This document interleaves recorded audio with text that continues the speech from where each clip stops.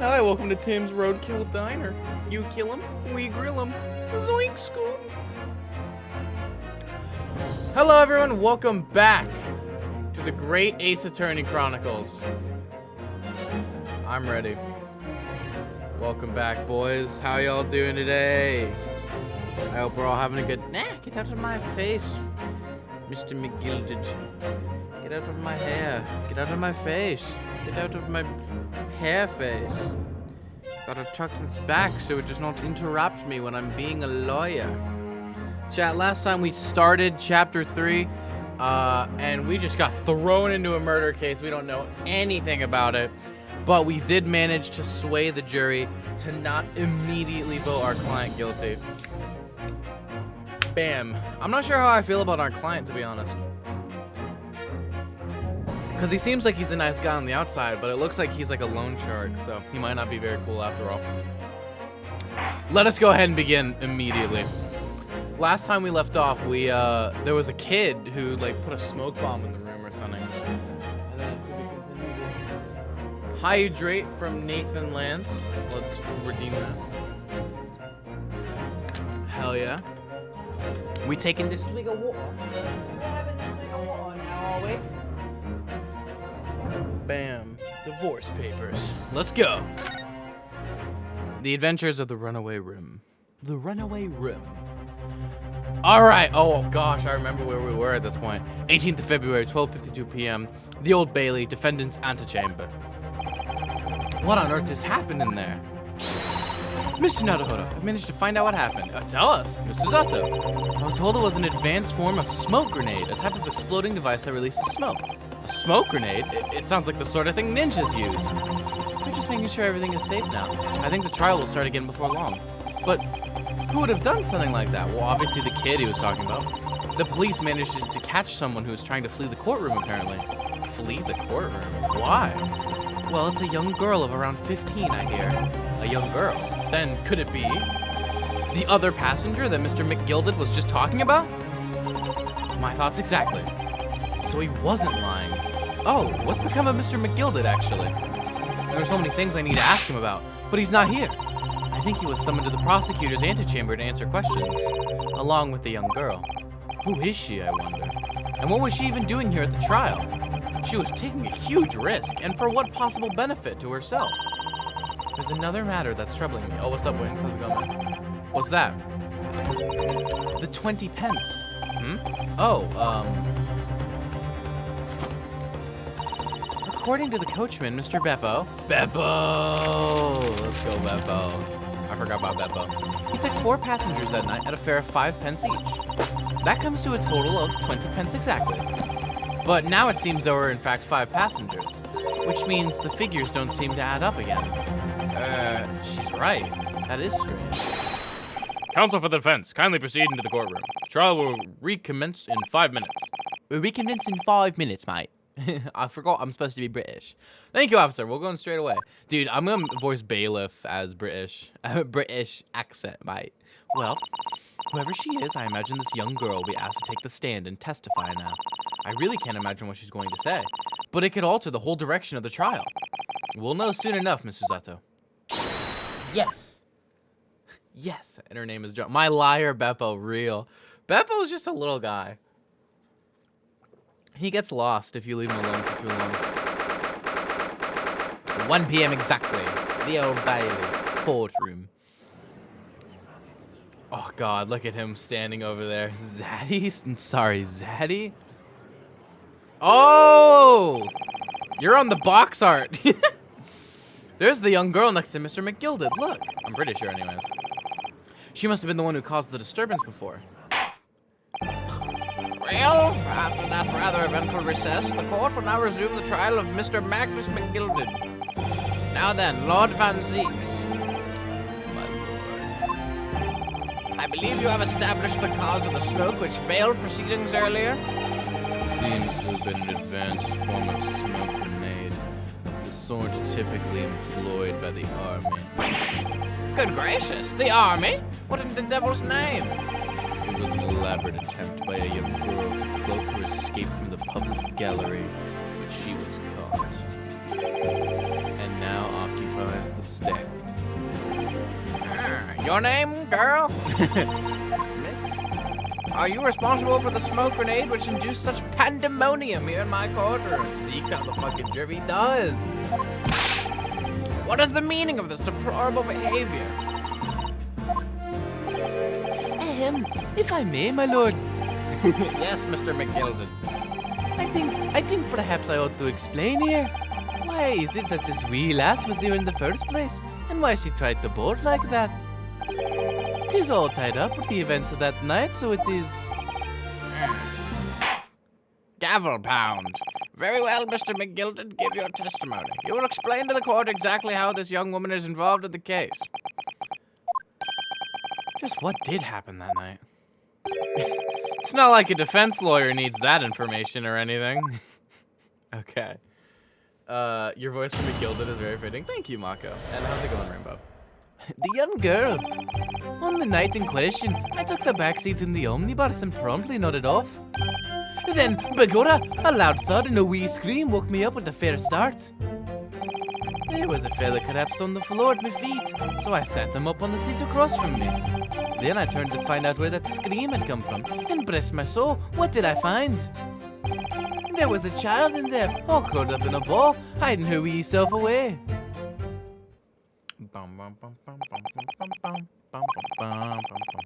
I remain somewhat baffled, I confess, but from what I gather on the night in question, this young girl was indeed riding in the omnibus, is that correct? 'Tis exactly as the defense counsel said. This lass was the 5th passenger, my lord. She's trying to steal my Lucky Charms. I had to make a Lucky Charms joke eventually. He sat the lad up. Yeah, that's probably how the blood got on the glove. Very well. The defense may now cross-examine the witnesses. Are you ready, counsel? Yes, my lord. Or rather, no. I have no idea where to start. Looks at him.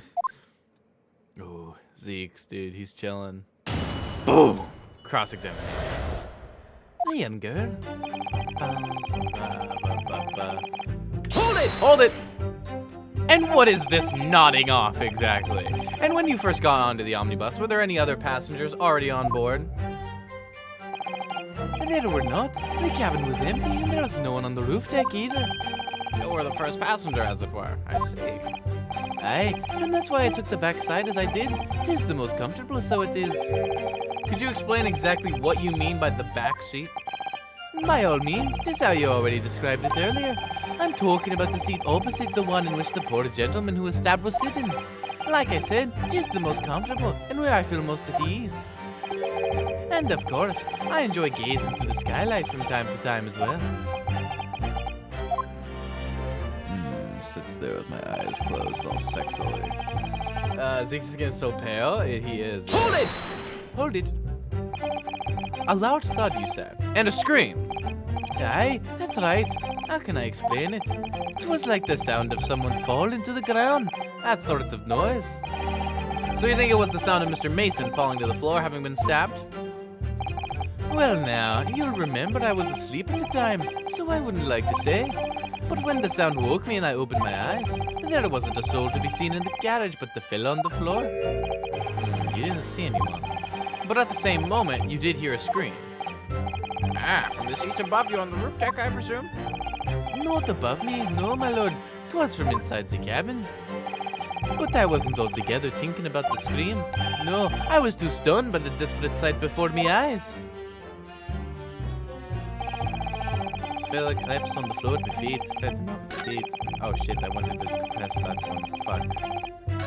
That's your God fucking your soul, mate. Go fuck it yourself.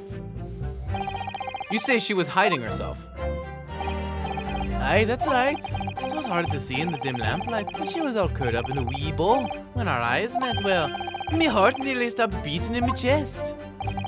You're really overacting this. Still in all, I pulled her out from under there and sat her on the seat opposite so I could have a wee chin wag with her. The fuck does that mean, eh? The seat opposite. That's right. I'm just next to the dead gentleman there. You put her next to the corpse? You sat this young girl next to a corpse, sir. Well, as I'm sure I mentioned, a gentleman in my position can all too often find himself in mortal danger. So, I needed to find out just who this urchin was, you see. And while I was in the middle of talking with her, I heard another scream, a fella's voice this time. Presumably that scream was Mr. First, who was sitting on the roof deck seats. Right here again, I would say, sir. Looking down to the skylights, he must have seen this young girl and the gentleman with the knife in his belly. In other words, the previous witness did not, in fact, see you at all, Mr. McGilden. What they believed to be yourself and the victim was, in fact, this girl and the late Mr. Mason. Aye, my lord. Chin wag, very old way of saying speaking. It's so wacky, man. I was, and I think everyone understands now. Sat at the back of the carriage out of sight.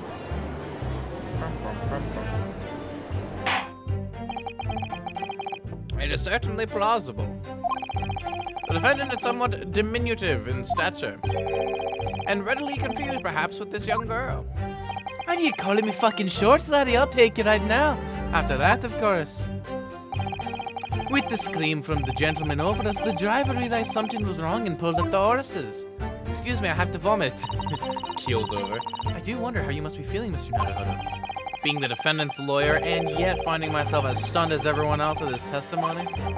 Let's just say it's trying. I certainly had precious little time to talk to Mr. McGilden before the trial. But we mustn't be dispirited. We must just try to learn all the facts we can.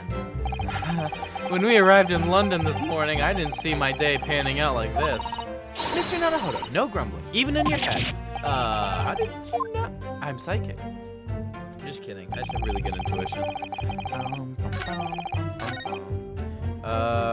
Philip McFleet. I wanted to. Hold it! I didn't press that last one. I meant to. My bad. I'm afraid I don't understand. I'm sure you told the court that there was no one else in the carriage except yourself and the victim. You do realize that he values like Ezra? Oh, that's true. So I did, sir. So I did. As far as I could see, that is. What do you mean by that? Well, now, 'tis a funny thing. The wee scream I heard as I woke up, it came from, if you'll excuse the vulgar expression, under me backside. Oh, that was the vulgar expression in your sentence, huh? That was the one you were worried about. Good gracious. Under your backside. And when I lifted the seat on which I'd been sitting, I found there was a wee cubbyhole there for storage. Mr. Naruhodo, we can examine the omnibus ourselves, remember?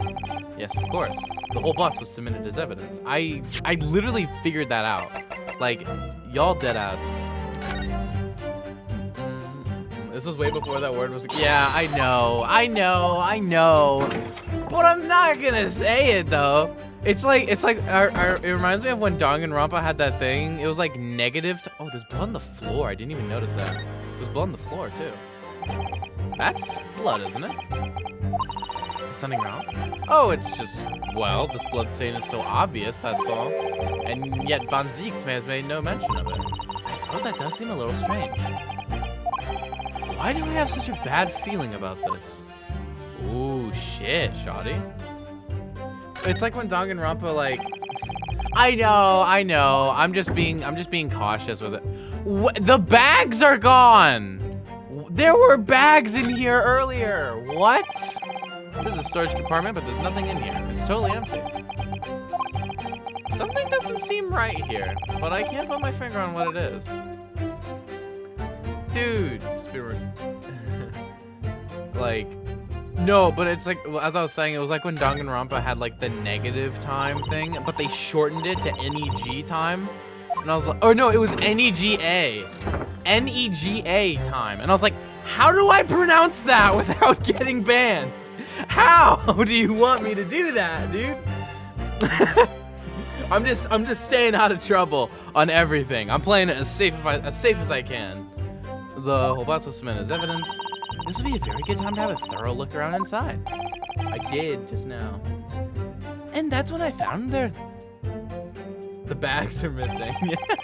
There was a child in there. The new self away. Okay, I want to press that one statement I hadn't pressed yet.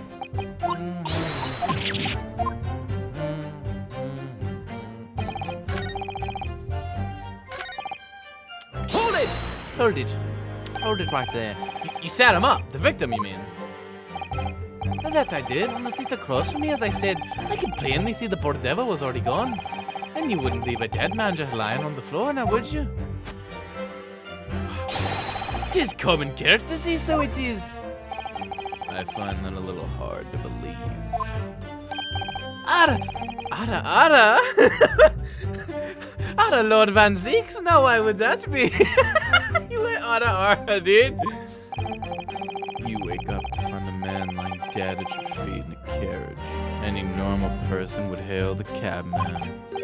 Any upstanding member of London society, that is. Well now, as you know, I'm in something of a special line of business. The business of lending money at exorbitant rates of interest. Unfortunately, my lord, not everyone is thankful for the help I offered him, and some would even see me dead. So I do try, where at all possible, to avoid getting myself entangled with the trouble. Are you suggesting you were just going to leave the man there? Heavens alive, no! I was always intending to report it, so I was. Only, I had a mind to find out whys and wherefores first. The whys and wherefores? Right you are. There are some details I wanted to understand before anyone else got to meddling. That wee scream I heard, for example. Wouldn't your good self do just the same? Yes, the scream he says he heard at the same time as the thud of the victim collapsing. Where the fuck is his neck? I don't know. Thank you, I've heard enough. The events as explained are clear in my mind. However, at least one conundrum remains. Who is this girl? She's been standing like a statue for like 20 minutes. Her name is Gina Lestrade, my lord. She's a chancer, earns her crest among large crowds, or even people of their purses. What's commonly called a pickpocket. What? This girl here, a petty thief. The only thing I'm petty about are my Snapchat streaks. Order! Is it, God, wait, is this true, Miss Lestrade? Miss Lestrade, you will answer the question. Oh my God! Get down! Ah! Dude! What? She just fucking shot him, bro. How dare you? What is the meaning of this? Ah! Girl, she's gone. Open your eyes. Oh, but fucking God. Oh, she's fucking Scottish too? God damn it. God, I have to do 2 Scottish accents now. Okay. I'm over here. I'll do like a softer one. I don't want to get too heavy in this one. Good. I get Scottish on everyone now. Good gracious, how? What was the point in that little sidestep? I know what your lot are thinking. Grown-ups are all the same. This dirty little dibber, you'll say, slipped up and got her caught on the job. She got herself back into a corner, so she knifed the gent. Go on. That's what's in your heads, isn't it? Ain't it? Fuck. No, not at all. This is a court of law. We're here to determine the truth, not cast... Ah! She just actually just shoots him with a gun. Oh, shot it? Shot it? Caustic. Look, knives are for cowards. Only thugs use weapons like that. All I need for what I do is these fingers. Chat, I don't want to see any of y'all in the I don't want to see any of y'all down bad in the chat. You fucking hear me? I don't want to see any of y'all down bad. She's 15! I'm watching you. I'm a professional, alright? Maybe not in your eyes, but I got pride in what I do. Let me guess. You don't count smoke guns among weapons for thugs? Oh, this? Yeah, this is in a bag I lifted the other day. Down where they keep the 4-wheel drags. It's nice, isn't it? I like the pink best. Do not wave that thing in my direction again. Fucking making Scotland isn't real. Lestrade, led astray. Oh, that's a good connection, Maka. So, as I pour myself another glass of wine. Oh, you admit that you were riding the omnibus on the night in question. The age of consent in Scotland is 16, so she's still not even there.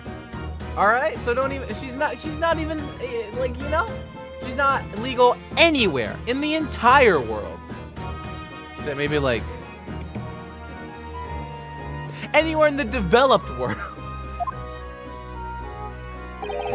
Tis alright, lass. You can tell them the truth now. Oh boy. I wonder if she's under his, like, I wonder if she's like a mob. I wonder if he fucking, like, I don't know. What I'm trying to say is I wonder if he can command her through, like, blackmail or something. Alright, yeah. It's just like the Irishman said. Aren't you an Irish woman? I'm sorry? The court accepts this girl, Miss Gina Lestrade, as a valid and significant witness in this case. Accordingly, young lady, we will now hear your testimony, if you please. McGilded is legal. Oh, wait, is he? Let's just check. It's better safe than sorry, right? He's 48! Yes! Let's go! You will tell the court exactly what happened in the omnibus. Fuck, I skipped it on accident. Alright, if I have to. Or maybe is she Scottish or she's just really British? Fuck, what the girl saw. I don't know, wait. So I snuck inside the carriage before they hooked me up on the arses, just like always. British, innit? But it was right always the time. I got nothing to show for me troubles that night.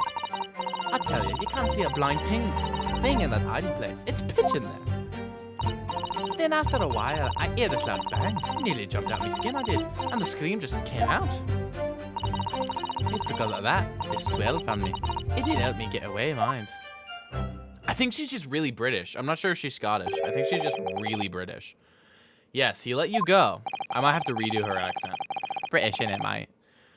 I fail to understand why you would let the street urchin go, Mr. McGilded. Oh, 'tis simplicity itself, my lord. You see, she couldn't possibly have killed the other passenger. I knew that for a fact. How? As I'm sure I said before, sir. You were sitting on the seat that she was in, so she couldn't have gotten out of the seat at any point. I was sitting right on top of the place she was hiding herself. How is British form? What is British? How is British? When is British? Why is British? I think a demonstration is called for. You think? Damn, Shawty. This is where I was sat that night. And the cubby hole of which you've spoken is underneath the seat, I presume?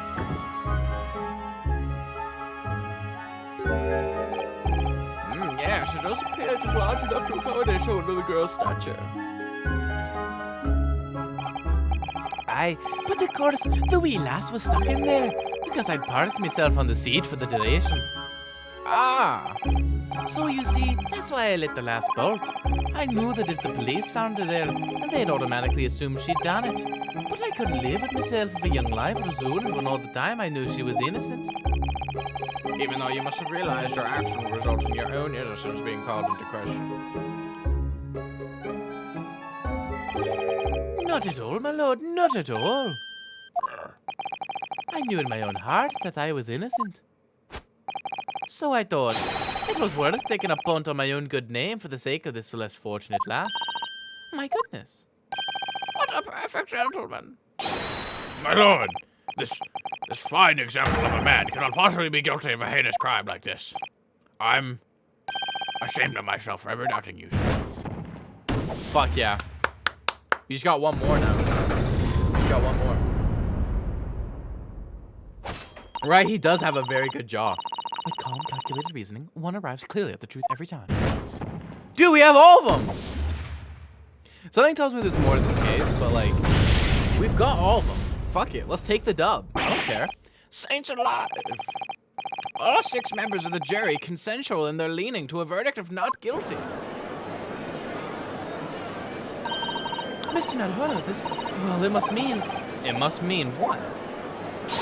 That we're victorious. We've won? Are you sure? Objection! Objection. Oh!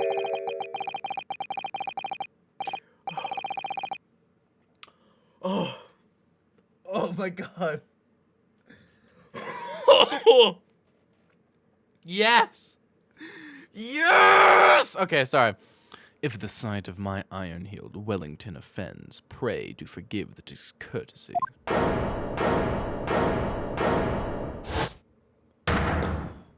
Wait, did it just show all the, like, girls in the room reacting to it? That's awesome.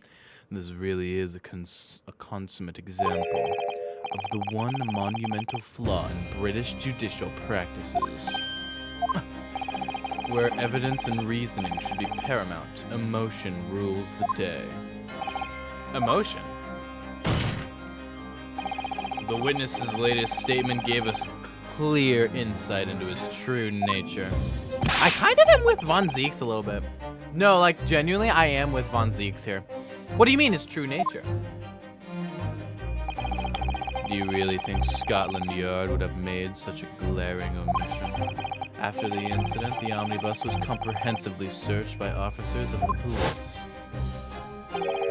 Obviously, the interior of this cubbyhole, as the witness put it, was included in their investigation. The compartment under the posterior seat was full of the coachman's belongings. We saw the bags there earlier, dude. It's noted in black and white here in the police report. Good lord! The evidence has been tampered with. In order to corroborate Mr. McGilded's story, someone has unlawfully removed everything from under the seat. What?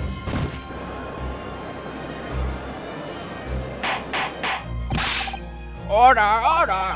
How could such a devious contrivance possibly have been affected, counsel? Naturally, we must acknowledge the deficiencies of the constabulary in allowing this to have happened. However, I assure you, when the omnibus was wheeled into the courtroom this morning, the compartment under the seat was not empty. Well, my Nipponese friend. Huh? Me? When the carriage was submitted as evidence, doubtless you examined it in fine detail as any self-respecting practitioner of the law. I did say ara wings, but I said that like a while ago. Pray, what did you find the condition of the undersea compartment to be? Oh, to be sure, the young gentleman would able to clear this up in a jiffy. Sorry? Go ahead, you tell the court now, fella. Have this all an elaborate excuse by the desperate Lord Van Zieks. Oh shit. Dude, Mr. McGilded is like, he knows something, bro. I think he's a little bit more evil than he's letting on. Well, counsel, do you have something to say on this matter? I searched it. I know for a fact it was full. How am I supposed to answer? What can I say about the state of that little compartment under the seat in the omnibus? It wasn't empty. It wasn't empty. It had stuff in it. It had stuff in it. I really don't know if giving this answer is helping my cause as counsel for the defense, but as far as I remember at least, when I first examined the compartment, I'm fairly certain there were a number of articles inside it, yes. Are you sure, counsel? Ara, be whist. What are you saying now, you daft door? I thought you were on my side here. Oh shit, dude. We're popping off. What game are you playing? Your task is to defend the man in the stand. Why would you say something to compromise his position? That's not my job. My job is for the truth. Fuck yeah. As the advocate for the defense in this trial, I confess I'm still not entirely sure where I stand. But it seems to me that I should state what facts I do know as clearly and honestly as possible. Interesting. Tis not altogether pleasing, fella. I'm simply telling the truth, Mr. McGilded. Well, don't forget that you're supposed to be representing my best interests here, lad. Now then. A fella's memory is a curious thing, and not altogether reliable. No, the court must consider the facts. That there cubbyhole under the seat is as empty as the devil's heart, so it is. Do you think perhaps it would be in your best interest now to admit you might have been mistaken? Dude, I love Ryunosuke too. Why? Why do I feel like something's not right here? I should like the jury to weigh in on this matter, I think.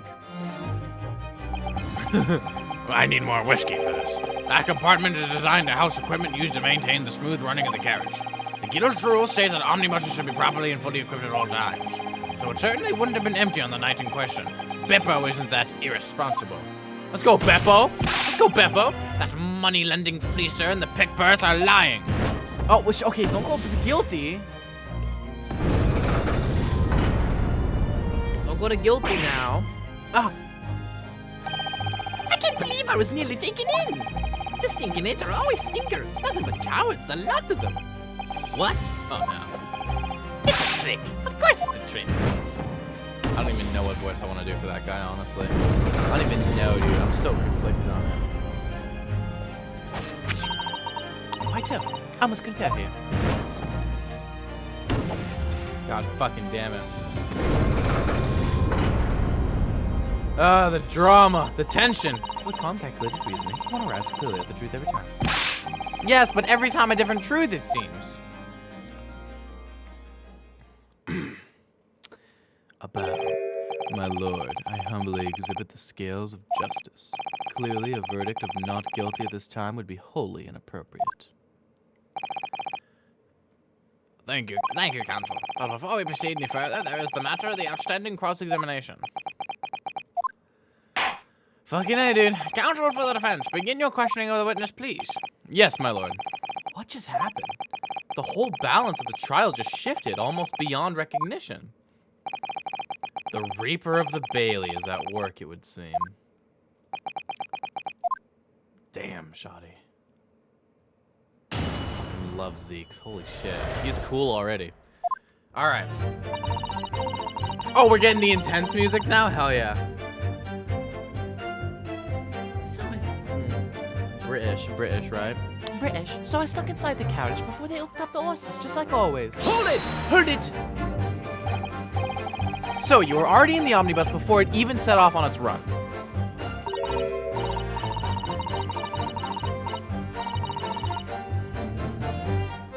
What you thinking, McGilden? What you thinking? British. Well, yeah. I mean, what's the point in spending a joey to make a few bob, eh? That's the rum idea, innit? Okay, she's really British. Okay, I did the accent wrong. I thought she was Scottish at first. She's British. I suppose she means there's no point in spending money to make money. It actually makes sense. Counsel, may I remind you that this girl is a petty thief. Kindly refrain from entertaining her tenants. Well, that does clear up the little mystery of the fares and all. 4 paying passengers at 5 pence apiece, making the 20 to which the cabman testified. And 1 little scapegrace riding for free. The red conch of a driver. No.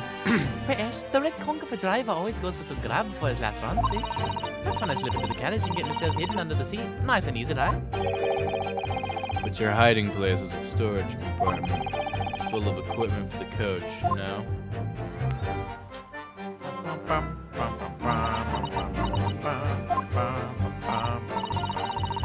Yeah, there's brushes and buckets and whatnot in there, sure. I always chuck all that out and cram it in a corner somewhere. No one ever seems to bother much. And yet, according to the report filed by the police officer who first arrived at the scene, the compartment was full of such paraphernalia. Fucking pronounce that word correctly. Let's fucking go. But I don't know nothing about that. Like I said, I moved all that stuff out so I could hide under the seat. That's all I can tell you. It would seem we've reached the end of that line of inquiry. Continue. Can this man hold me close? Question mark, question mark, question mark? I mean, facts, though. It was a right old waste of time. I got nothing to share with me troubles that Hold it! Hold it! A waste of time? Why is that? Well, most nights I'm on my own in the God permit, at least some of the time. I'm on my own in the God permit, at least some of the time. Some of the time. I beg your pardon? Did you say God permit? Oh yeah? Well, that's what McLean call it. You'd say the omnibus, I suppose. The point is, any normal run, the carriage ain't got no one in it for a while. Yeah, I think during the smoke bomb, someone moved shit out of it. And now that I'm thinking about it, the blood stain on the floor was not there either beforehand. I'm pretty sure it wasn't. So I think they added that as well. Because even Ryunosuke said it looked too obvious, right? So I think that blood stain was fake too. It looked different than the other blood. And that's when you come out of your hiding place and get away. That's it. Only that night. This cove was sat on my seat from the start. He didn't budge away, did he? Not 1 inch. I was totally stuck. Do you mean to tell us that you were present in the carriage for the duration? I don't think it was there beforehand. I think they added the blood to corroborate the story of the man falling over on the floor. You were under the seat the entire time while events unfolded in the enclosed cabin. Yeah. Right, mister? To be sure. I was as shocked as anyone. You don't expect to lift the cushion you've been sat on and find a child, now do you? So this Miss Lestrade couldn't possibly be the culprit then. I mean, the culprit for the last case was another 15-year-old girl. Now that I'm thinking about it, could you just imagine if every single killer happens to be a 15-year-old girl? That'd be fucking hilarious. That'd be so funny. I'll tell you can't see a blind thing in that hiding place. It's pitch in there. Hold it! Hold it. So you couldn't see out into the cabin at all? Not a jot. Those days I push up the cushion with the head and look at the crack. Then I can have a butcher's at who I'm gonna fiddle. I thought you were a pickpocket, not a butcher. I mean, I can have a look. The seat I get under ain't as plush as the other ones say. So most of the time the passengers plant themselves opposite. But for some reason that night, this here Irishman spent the whole journey right over me head. And for that reason, you weren't able to push the cushion up to peek out. I see. Truth is, I ain't too happy in small dark places. Feels too much like being thrown in the clink. But it's the only place to hide in them carriages, so it's Upson's choice. Why doesn't she just stick to picking people's pockets in the open then? I'd say there's some reason that she's not letting on, judging from her demeanor. So anyways, I was a bit scared, but I had to just stick it out under there. Nothing else for it. Mr. Amazing spot, holy shit. I'm watching the VOD, it wasn't there before. Fuck yeah, dude. I got the big brain plays. Then after a while, I hear this loud bang. It really jumped out my skin, I did. And the scream just came out. What bang? Hold it! What bang? Were McGilded and Mason banging in the carriage, dude? When you say a loud bang, do you mean the noise of someone falling to the floor? Oh, that could have been it. ... Could have been, I suppose. I don't remember so well. Point is, it made me jump. And you let out a scream involuntarily. That's right. And then I felt the cushion over my head get lighter all of a sudden. Presumably when the defendant got up in order to help the victim, yes. Or not. It could equally have been the moment the accused stood in order to stab his victim, could it not? Well, girl, did you see what happened at that crucial moment? Yeah, I saw it. I pushed up the cushion and had a quick butcher's while I had the chance, didn't I? I remember sitting up the bloke who had fallen on the floor on the seat opposite. That matches Mr. McGilded's account, of course. But then, the fella suddenly turns around and looks right at me. I sunk back down again, but it was too late by then. I should never have risked looking. I feel like Mr. McGilded's gonna react to something she says. It's because of that, Swell found me. What did he get away? Hold it! Hold it! And when Mr. McGilded discovered you, he pulled you out from your hiding place. I was scared stiff, I was. He dragged me out and sat me down in the seat and all. Next to the victim, Mr. Mason? Yeah, the bloke had a knife in his guts. It was still bleeding. And the carriage lurched a bit, and he ended up falling onto me. Oh, he fell onto you? That's a new bit of information we hadn't seen before. How awful. Both my hands got covered in blood. It made me feel sick as a dog. Oh, because that matches what Mr. First said. Both her hands covered in blood. That must be what the rooftop passengers saw. After that, I believe you talked with Mr. McGilded for a while. Is that correct? He asked me some stuff. He wanted to know my name and what I was up to and that. And I heard something from above. Someone scream. Yes, Mr. First on the roof deck, one would presume. Well, I didn't want no one to see my face.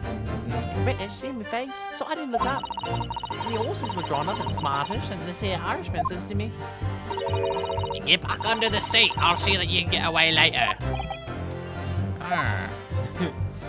That is my impression of Gina's impression of McGilded. All 6 members of the jury had decided the defendant was innocent. For one brief shining moment, yes. It's clear that they're all still very unsure.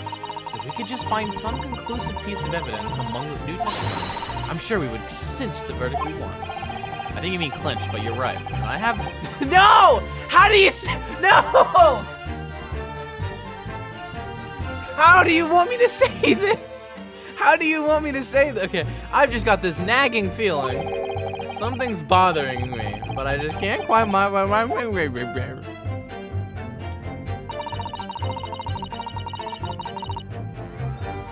Let me look at the court record. Just real quick. It's this! Let's examine it.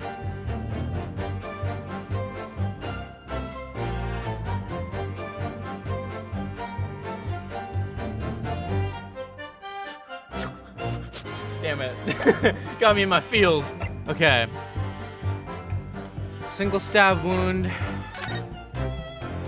I don't think he ever fell over, did he? Doesn't look like he did. But we'll see.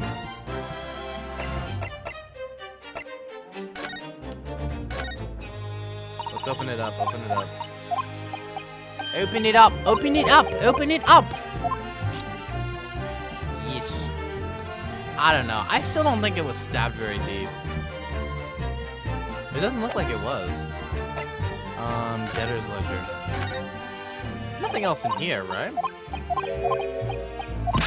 Oh, I wonder if Gina's in here, perhaps. Because we were just looking at fair play last time, right?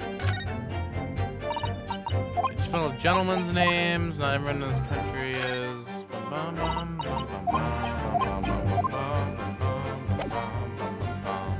It's got to be the omnibus. There's something with the omnibus that we're not seeing. The Phoenix Wright omnibus.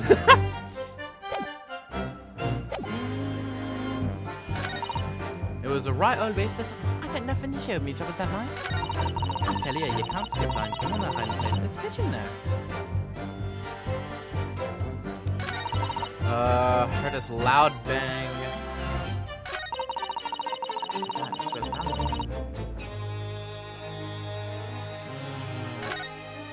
I don't know, dude.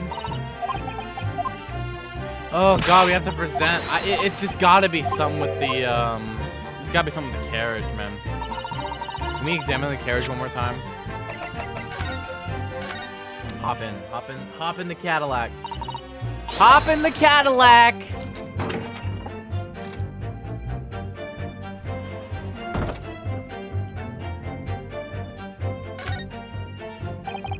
I wonder if we... Wait, hold on. Only just wide enough for two gentlemen to sit side by side. Of course, an English gentlewoman would be dressed in such finery. It would be quite impossible for her to climb up onto the roof deck, so she would have to be seated in here. A woman in a kimono would have the same problem. Women's clothes are very impractical, aren't they? I was more meaning to look at the handle, Ryunosuke, but like, pop off, I guess. It's kind of true. Especially back then, that would have been definitely true.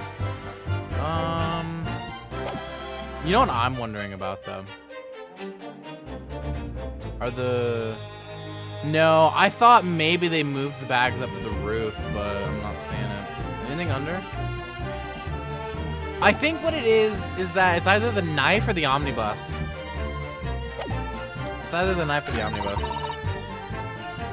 I don't think it's that statement. You can't see a blind thing. It's pitch in there. Wait! There's a lamp in there, and there's a crack, isn't there? I'm gonna save first. I don't really need to do this right now, but I'm just gonna do it anyways, just because. Why in 3D? Why not? I mean, like, the hiding place might be pitch, but... No, it doesn't. It doesn't. I can already tell. I can already tell that wasn't it. Wow, bruh. Damn, shawty. You're gonna pop off on me like that?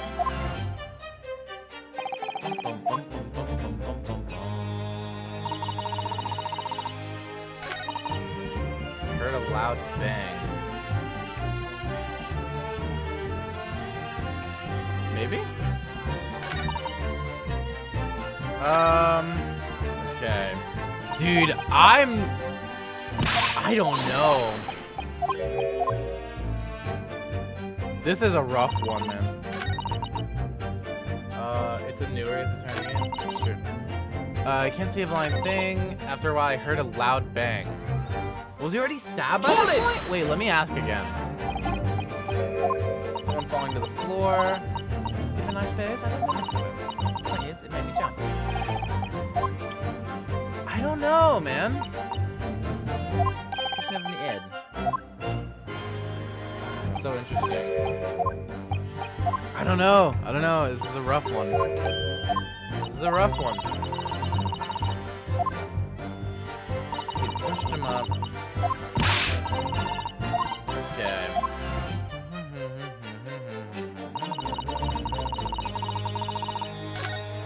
I think I want to try presenting the knife or something. Or maybe the photo of the crime.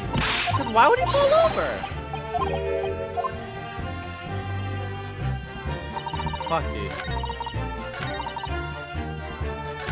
I think it's this statement that we gotta present something on. The knife in his abdomen, his face is partly obscured by an old cricket hat. 8-seater omnibus.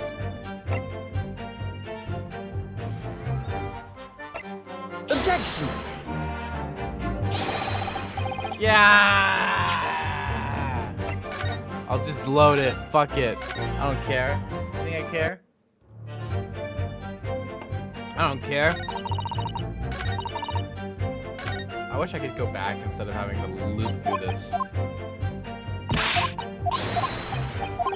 Man, this one's a hard one. Okay. I'm a little lost. Bro's a fucking sword and they ain't talking about it? Yeah! Well, he's got a katana.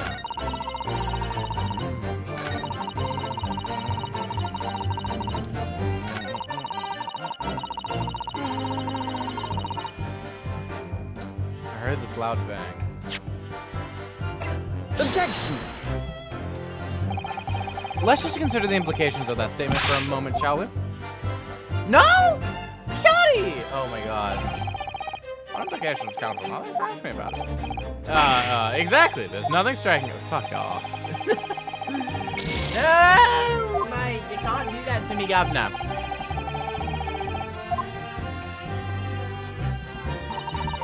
After a while, I heard this loud bang. Nearly jumped out of my skin. I did. I already tried presenting the omnibus on that.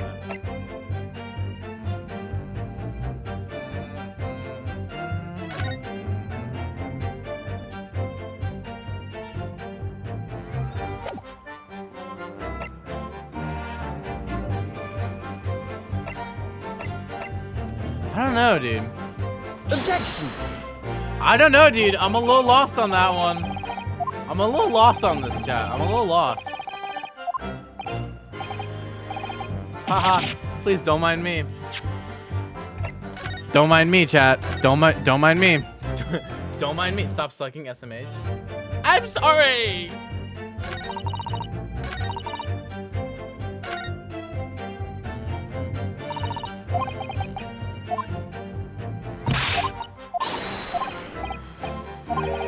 Something's bothering me. I can't put my finger on it. Something's bothering me. Before they hooked up the horses. Damn. I can't really listen to McGilded because he's. I mean, hold on. I could try to like look at him while his testimony is being given. Like I'm staring at you, bro. He hasn't made a single move.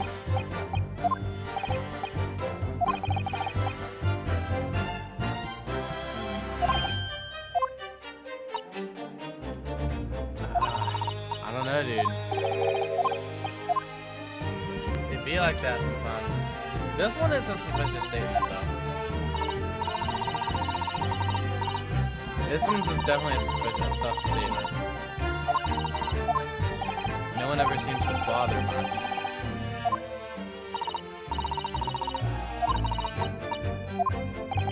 Dude, I don't know, bro. Hold it!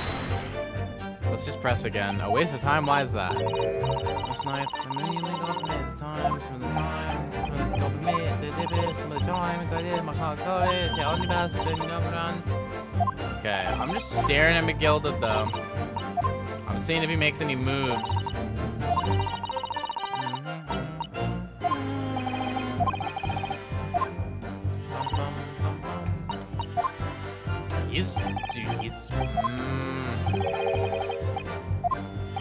Dude, they've definitely planned this out, 100%. They're working together for sure. It's pitch. Hold it! Hold it! Not a job.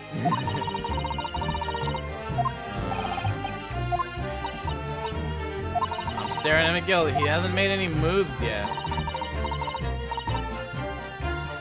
Fuck you gotta say about that, huh? Fuck you gotta say about that?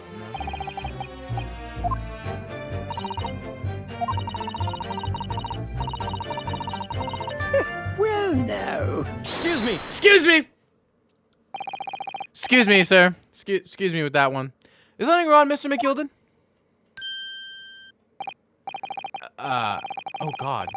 Oh, I do apologize. Was there something the matter, Council? I'm just wondering if Miss Lestrade's last comment made something occur to you, perhaps. You seem to be thinking about something to yourself. Oh, no. It was nothing important. I was feeling bad for the poor lasses all. I remember feeling desperate myself as a young lad, shut up in the dark. It was terrifying, so it was. I see. Yes, I'm sure we can all sympathize. I'm so scared of the dark now. He is? Bruh. Aye, and I don't know about yourself, but I find that darkness seems to make everything you hear that much louder as well. Yeah. I suppose it does, maybe. Miss Lestrade. Jerry's voice sounds similar to the voice he gave me. Did you hear something that night? Anything? An unusual noise, perhaps?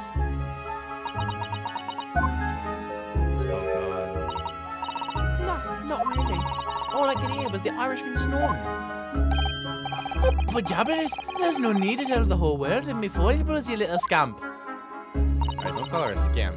What a pity. If only Miss Lestrade had heard something, it might have given us a vital new clue. Yes.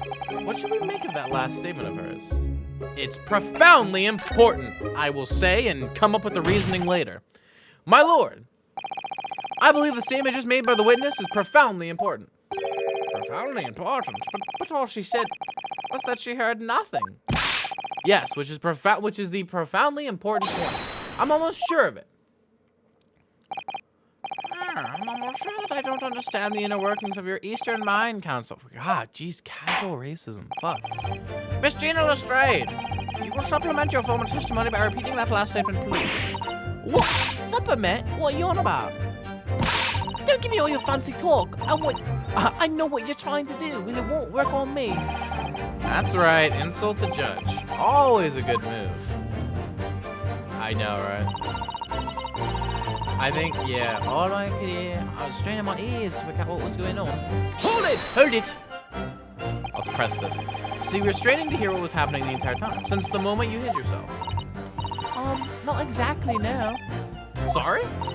Well, there was no one in the cabin to start with. I could just push the cushion up and have a butcher's to see what was what. But then when I saw this swell getting on, I got my head down so it didn't notice me. And Mr. McGill sat on the seat under which you were hiding, correct? Yeah. Would you Adam and Eve there? What a mug! Okay. So then all I could do was listen. While I was waiting to jump out of there as soon as I heard him leave, see? But it wouldn't. Not likely. Even though we stopped in there, I never heard the door open. But I just had to stay put and listen to him driving his pigs to market, snoring like an old dog he was. Are there any conclusions we can draw from that, I wonder? Doesn't add up. Miss Lestrade, what you have just told the court is clearly at odds with the facts. At odds? Are you sure, man? Absolutely. It seems my learned Nipponese friend is not as dull-witted as I feared. So Von Zeeks realized it too. Dude, they both have swords. Fuck it, dude. Counsel, I must insist that you bolster your claim with evidence, or some complicit party's name at the very least. Yes, my lord. I expect you to demonstrate this alleged contradiction to the court. According to Miss Lestrade, while she was hiding in the omnibus that night, she heard nothing but the sound of Mr. McGilden's snoring. But think, Ryunosuke, think! There's something else that she should have heard. I'm gonna show a person. I'm gonna show a person. I'm gonna show a person. I'm gonna show the victim. I'm gonna show the victim. Yeah. Very well, my lord. Allow me to elaborate. On a particular sound that Miss Lestrade could not have failed to hear on the night in question. The sound very clearly explained by the presence of the following person. Take that! Take that. Hold up, this tiny, adorable man is onto something. Thrice fired Mason. Yes, my lord. The sound that Miss Lestrade could not have failed to hear is that of the victim, Mr. Mason, boarding the omnibus. Order, explain your reasoning, Counselor. Miss Lestrade, allow me to confirm something. You claimed earlier that you were the first person to board the omnibus. Is that correct? Yeah, of course I was. I got home while the driver was in the pub, didn't I? And the next person to board the omnibus was Mr. McGilbert. Yes, it was. Not a soul was in the cabin when I climbed aboard. At least, not in plain sight. So you were, to all intents and purposes, alone in the enclosed cabin of the omnibus at that time? Did I not just say as much? I wasn't traveling with anyone else, if that's what you mean. Yeah, I saw him get on, remember? Do the crack under the seat cushion. It was on his own for sure. And from what we've heard, the carriage made a number of stops after that on its onward journey. During which time, did you not hear the door opening or closing at all? No, I never heard it. That's exactly what I was listening for, weren't I? Waiting for the swell to leave. In which case, when and how did the victim end up in the carriage? We know that the victim collapsed inside the enclosed cabin of the omnibus. Therefore, Miss Lestrade's statement about what she did or did not hear is at odds with the facts.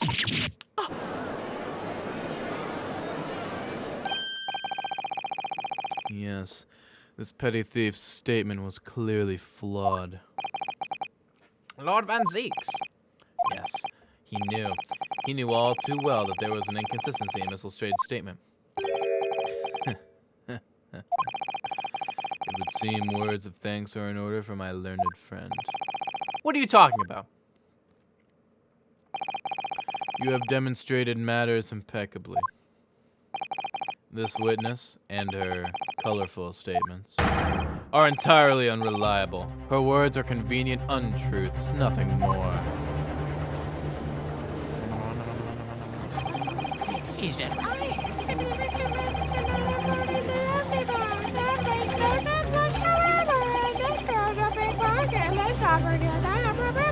Granny, no! Damn it, Granny. Dude, Shoddy was not looking over my head. She didn't even say anything. I didn't want to judge the dear little mite just because she had some rather naughty ways. But I must say, I can't abide liars. And neither can I. Mr. Foreman. I didn't want to judge the girl just because she has some less than salubrious ways. But I must say, I cannot abide liars. Fuck, it's just the one bitch now. And I bet she's about to change too, and we're gonna have to do the whole jury shit again. Mr. Naruhodo, that's 5 jury members leaning toward guilty. Well, your consideration for others is refreshing, my Nipponese friend. I might have to take you on a date sometime, to the considerable troubles you have spared me.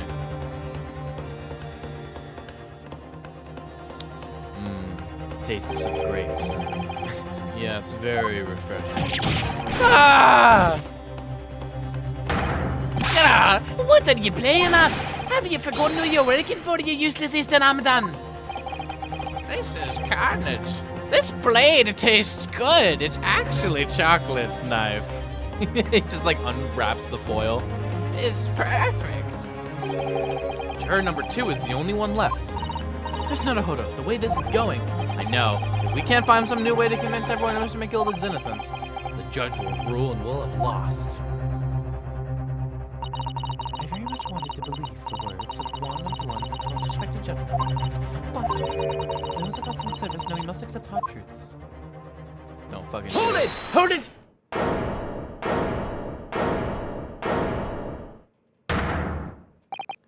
Yes, the witness's last statement seems to have revealed a critical inconsistency in her story. However, if we consider the possibility that her statement is in fact the truth, it may shed an entirely new light on this whole case. What are you saying? Counsel? I'm sorry, sir. Whatever do you mean? I gave her Gina's voice now. Fuck. Counsel, I will not tolerate you attempting to procure my adjudication. Explain yourself at once. Oh shit. Why is the maze so intimidating? I don't know, dude. When the accused boarded the omnibus on the night in question, the victim was nowhere to be seen. Subsequently, the carriage door was not heard opening a single time, as testified by the witness in the stand. And yet the victim's body was found inside the carriage. If this petty thief's words are to be believed, how do you explain the victim's miraculous appearance inside the cabin of the omnibus?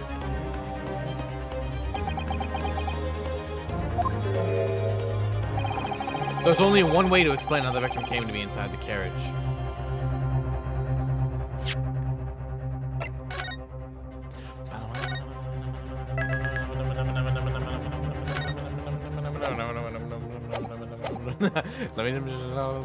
He was put there after he died.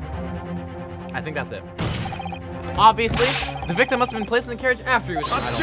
That's probably not it. Fuck. Tell me, my learned friend, what was the function of that, obviously, in your last statement?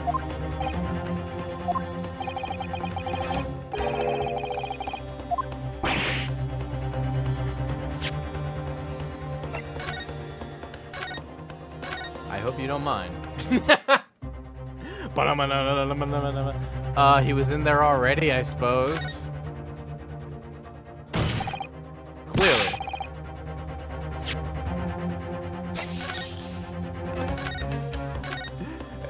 Hold on a second.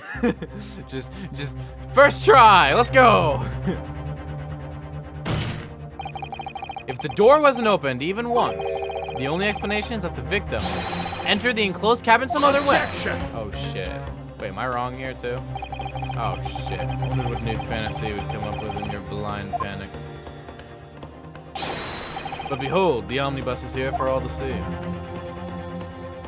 Skylight. Only one of the enclosed cabins is furnished with a door. The other has only windows. Fixed windows which cannot possibly open. In short, there is no other entrance to the cabin other than the door. Objection. But there could be. There's one possibility you haven't considered. Oh, really? Yes. One other way inside that isn't the door. Another opening, the use of which allowed the victim to appear inside the enclosed cabin. Alright, counsel. The defense will identify the location for the cause. Here is the omnibus on which the incident occurred. Where on earth is this entrance by which you pushed the victim into the cabin? My dick. Right here. Take that! Take that. The answer is obvious. It can only have been the skylight. I say, the skylight. Objection! Your ludicrous proposal almost has me lost for words. However, Objection! Objection, bitch! Then shut up! The skylight may well be large enough for someone to pass through. Objection! You didn't let me finish. So you claim. But do you have a shred of evidence to support your addle-brained theory? Both Mr. McGilded and Miss Lestrade said the same thing in their testimonies. They each claimed to have heard a loud thud, such as the noise made by someone falling to the floor. Yes, which has already been explained, as the sound of the victim falling from his seat having been assaulted with a dagger. Yes, it has, but how would a man slipping from the seat onto the floor really have made such a loud noise as the witnesses described? A noise loud enough to cause Miss Lestrade to let out an involuntary cry, in fact. Good gracious! Perhaps, in fact, that was the moment that the victim made his entrance into the cabin. No, let me rephrase that. The victim didn't enter the cabin as such. He fell into it. Objection! You're now suggesting that the victim fell from the skylight into the cabin? That's simply impossible. How can you be so sure? Because if the victim had fallen inside the skylight, as you say, the passengers on the roof deck would have seen it happen. And yet, not one person made mention of such events in their testimony. Well, yes, that's true, but hold it. Hold it! Might a humble fella make a wee comment here? Mr. McGilden? To be sure now, the two fellas who were sat on the roof that testified afore said nothing of the victim falling through the skylight. But it seems to me, my lord, that 'tis not so much a case of them not saying, but... Aye. 'Tis a case of them being unable to say. What? I think perhaps the two fellas do be having something of a compelling reason not to mention what happened. Would you not agree, fine ladies and gentlemen of the jury? Ah, Oh my goodness, surely not. those two chaps on the roof? You mean the ones who stuck that knife in the man? What?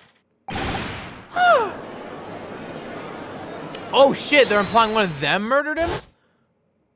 Oh fuck, they're back. I guess what exactly are you insinuating here, you blitherer? You ruddery second, why am I shaking my ass? What the fuck? What the goddamn? This is flaming outrage. I've a good mind to give you a blinker in a minute. Gosh, yeah, my milkshake brings all the boys to the yard. Mr. Fair. Mr. Fairplay. Hey, yo, first You're effectively accusing me, a city gentleman and a well-respected banker. and me, the best stripper in London. Suggesting that someone like me could have stabbed that man in the guts. It's a disgrace. It's scandalous. I protest. I protest in the strongest possible terms. Mr. McGilden, do you like this? My God, dude, he's crazy. Order. This is not the time, witnesses. I will not permit this wanton invasion of the stand. Return to the anteroom at once. This is beyond reason, my lord. That's outrageous. Just like these stance moves. My lord, if I may comment. Go ahead, Lord Van Zeus. It was the defense that incited this outburst from the witnesses. My learned friend has seen fit to abandon all protocol and accuse the witnesses without proof. Accused? I never intended to. It seems, young Nipponese, that your command of the English tongue is wanting.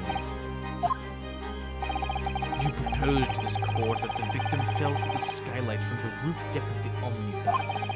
That hypothesis cannot possibly stand without the rooftop passengers being aware of the events. You have branded these gentlemen liars. You have intimidated their intimated their criminal guilt. I'm a little drunk of wine right now. In our British courts of law, that is what is termed a baseless accusation. I know I was rash with this idea before without any actual evidence, but you can't just dismiss it without a second thought. What are we wasting time for? Get them to testify. I thought there was something fishy about this hat from the moment I laid eyes on that fellow. We have to take the matter now, one way or another. If there's filth and rubbish in our mess, we must dispose of it at once. Filth, I said filth.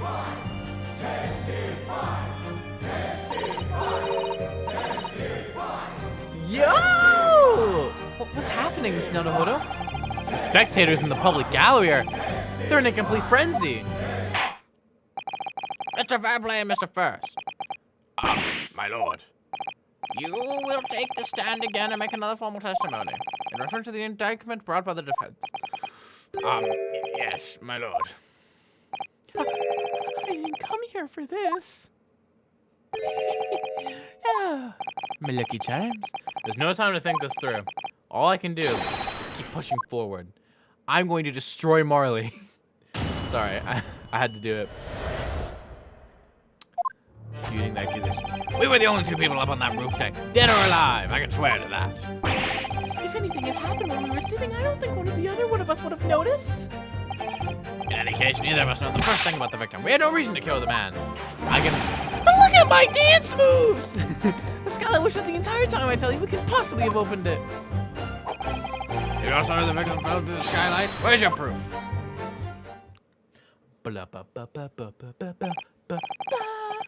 must say there's one to the testimony. It's somewhat hard to imagine. How either witness could have performed any malevolent act on this open rooftop deck without the other noticing forthwith. That's right.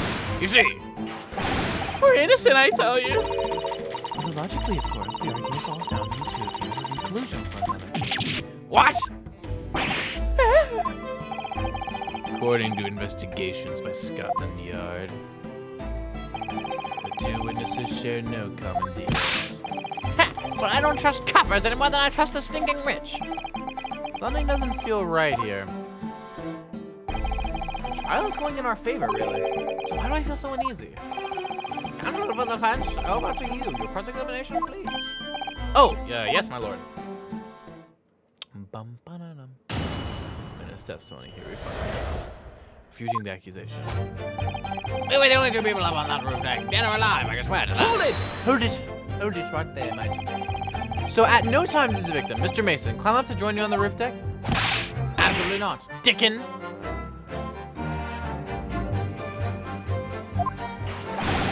No question about it, he said. None at all. God, just look at him go.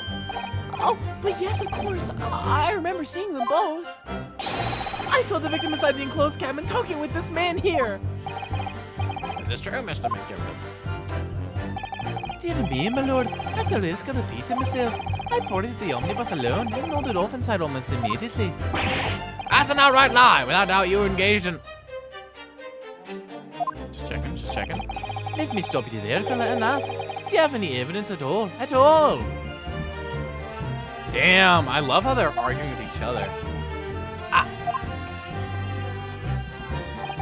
It is all about evidence in the courts these days, so it is. You'll do well to remember that.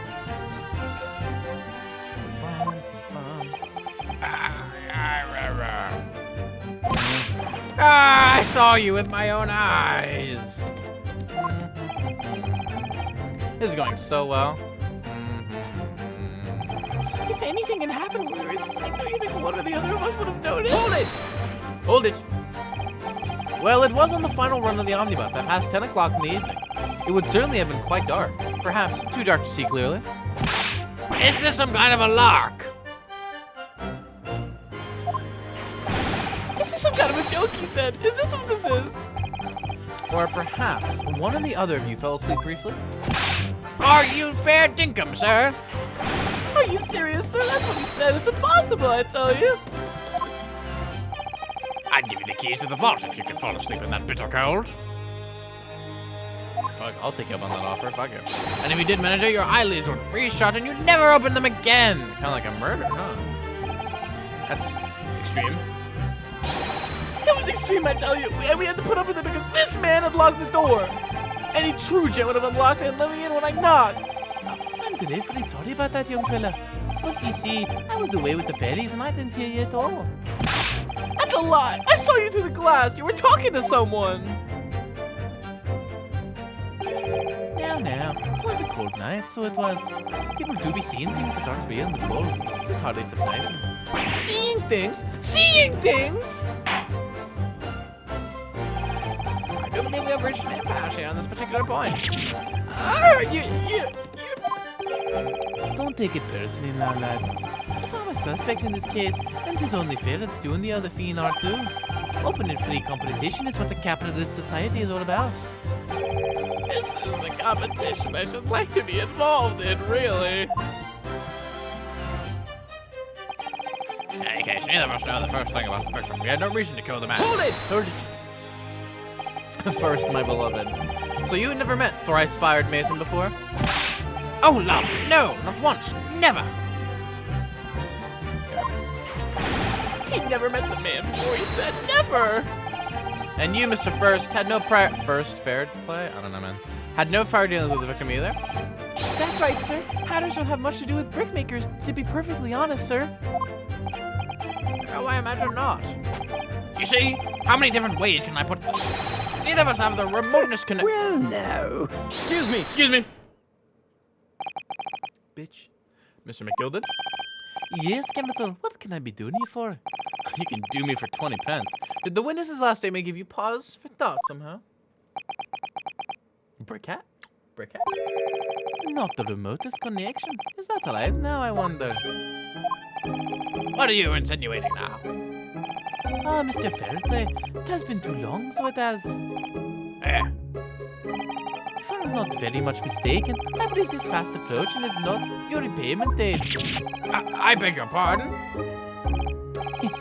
You borrowed 20 guineas from me, sir. At an unconscionable rate of interest. You tricked me. It's extortion. Well, now, is that a touch of begrudgery, is it? The sort of begrudgery that might motivate a fellow to pass his crimes off on another? Exclamation mark. And young Mr. First. Me, sir? What do you want with me, sir? You do be making hats for a living, do you not? That there top hat sliding about on your head, is that one of your own creations, is it? Oh, well, I'm still just an apprentice, you understand? I'm learning to find the perfect fit for whatever fine gent walks through the door. The perfect fit, is it? Well, it is a very distinctive design, so it is. How many customers like it, I tell you? Many do. They like a distinctive touch. Customers? Such as thrice-fired Mason. There was a photographic print of the victim submitted as evidence of fraud, my lord. Oh my fucking god, no way. Yes, you mean? He did! It's kind of bad. I can't help but thinking that poor fella's hat looks distinctly familiar, wouldn't you say? Oh! That's one of my hats! Aye, that it is. So it would seem the brickmaker was a customer of yours. The sort of customer I'd wager you could have had a wee quarrel with over the distinctiveness of the goods. Oh no, sir. Absolutely not, sir. Well, there's really nothing more to add. It wouldn't be right to say that the two fellas here haven't the remotest connection to the victim, you see. Let me take a bow. I rest my case. Here, you little weasel. Yeah, I honestly think Mr. McGill did. Even if he didn't murder them, he's fucking guilty of some shit, dude. This guy's evil as shit. He's better at this than I am. Gosh, Mr. McGill has certainly been thorough in his research, hasn't he? Please, don't take me, little interruption. Hold up the proceedings. Achievement unlocked, Hat Hunter. What was that for? Okay. Hold it! Are you quite certain about that? That the skylight was shut the entire time? I'm going to lose my block with you in a minute. He's gonna lose his rag with you in a minute. That's what he said. You take a look for yourself. Go on. See, it's shut fast now, like it was on that night. So it is, of course. Nothing of the size of Mr. Mason could likely break right through it still in all. What? Just looking at the size of the thing, you understand. Now you hold on to the minute, sir. The size of the thing means nothing. Not on its own. Let's consider the bigger picture here, shall we? Let's stop biting our cane, shall we? I was riding the omnibus on another occasion when, well, I broke wind loudly. I shook myself with it as it happens. You shit yourself? This is an unexpected confession, Mr. First. Oh, I just mean to say, well, the point is, I tried to open the skylight, you see. But, just my luck, I couldn't make it budge. The stench was terrible. Everyone was looking daggers at me, sir. I went as red as a rogue, I did. Red as rouge, my bad. Oh, you shit? Are you expecting me to send them to? Oh no, sir. The point is, the skylight can't be opened. I tried and tried when I was inside that cabin of shame. Right. Excuse me. Excuse me, Miss Lestrade. Do you have something to say about that, Miss Lestrade? Miss Lestrade. It opens. British, it opens. Skylight. That is what we're talking about, right? Oh my fuck. She's loading another one, bro. Oh, them skylights open dead easy. More easily than you can load that weapon? That's a lie, I tell you. Otherwise, when I broke wind, Brit, you can't do it from inside, you mug. Oh. Look, a few weeks ago, I was up on the roof deck of one of them drags, and I had a great awe. I mean, I had purses coming out my ears. Mistress Gray, this is not the form to be eulogizing on the subject of your criminal activities. But anyway, I had a bit of a scare. When I lifted the last bloke's purse, it got wise to me. All four of them surrounded me, so I couldn't up off the bus and leg it. So what I did was, I used the skylight, opened that catch and jumped right through. What? Yeah, the catch for the skylight is on the top side. That's why you can't open it from the cabin. The skylight opens from the roof deck. Bailiff! Climb up onto the roof of the omnibus at once and verify this witness's claims. He fucking falls off and dies. Lestrade is one of my favorite young characters in media now. Oh my lord. I'm glad Maki. Ah! On my hat! See?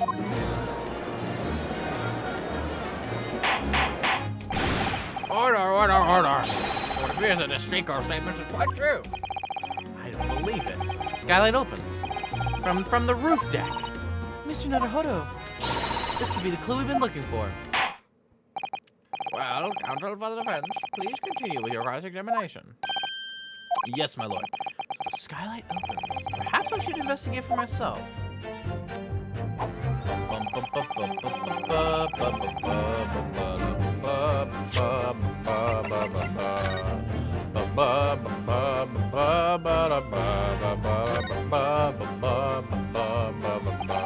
So the skylight was fastened shut before, but now the catch has been undone. We should be able to open it.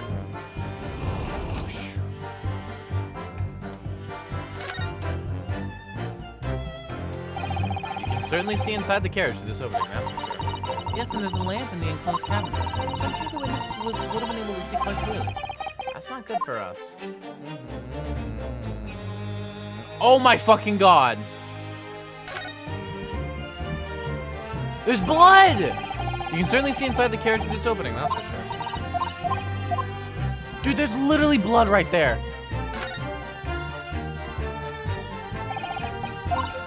Bruh!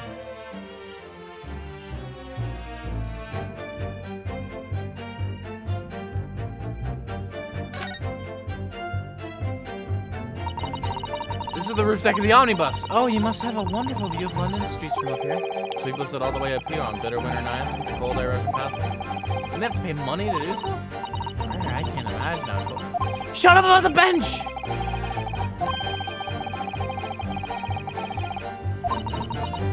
Oh my god. Like, literally, there's a blood stain there. Like, literally, I'm not capping with you. Look at the blood stain, please! That's what that is! Do I have to look at the latch? Oh my god! There's literally blood! There's literally blood! Okay. Well, maybe we have to see it from the inside.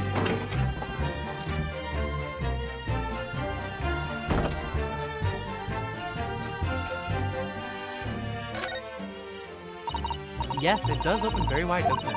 Wide enough to kick someone like you through, certainly. Mr. Naruhodo. Why someone like me? Ah! Well, what is it? Look, just here. Look at this. That's without question. It's blood. How would there be a blood stain here? Surely, it can't be unrelated to the case, can it? Ba ba ba ba ba ba ba ba da da da.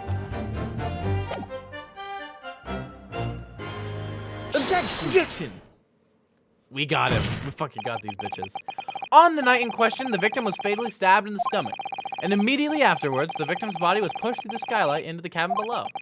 Those are the facts, and the irrefutable proof remains clearly visible in the omnibus that stands before us today in this very courtroom. What?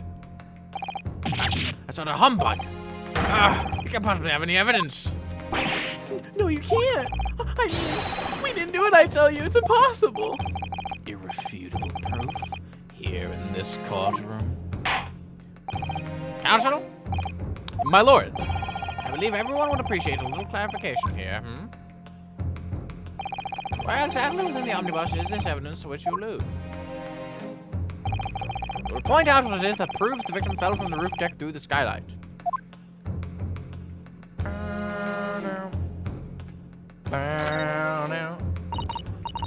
Right here, right here. Oh god, I didn't want to fucking. I didn't want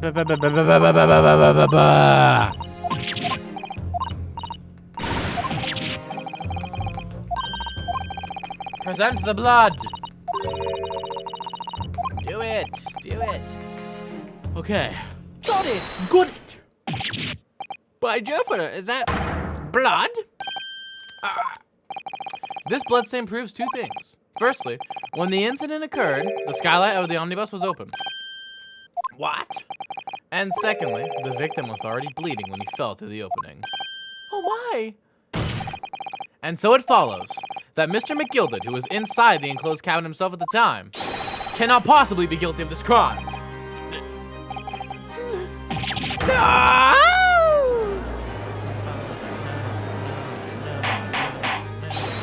Order, order, order. Hold it. Hold it. Hold it.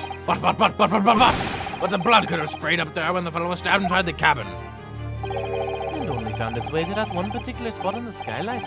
Sure, and that would be very convenient. And let's keep it in mind that the skylight catch can only be found unfastened from the roof deck. I myself wouldn't have been able to open it now, would I? But, there's no way to know for certain, is there? If the gem really fell to the skylight, I mean. Why don't you have a good look at the floor of the cabin between the two seats, Mr. First? But that wasn't there earlier, though. It is all too plain if you see. There's the aftermath that shows the poor fellow drop from a fair height right through there, so it is. What? No! But it can't be. It's all. Hold it! Hold it. My fellow jury members, I think we can all agree that this is clear proof of the defendant's innocence, can't we? I believe we can, yes, sir. It's clear to me now where the filthy rubbish can be found in this courtroom. So they ought to put the wool over my eyes, did they? I won't tolerate any of the girl's carriages being sullied by blood. I won't tolerate it. Oh, I always knew that nice gentleman who gave us that delightful park couldn't have done such a thing. On three, then, everyone. 1, 2, 3. Objection! Oh, fuck.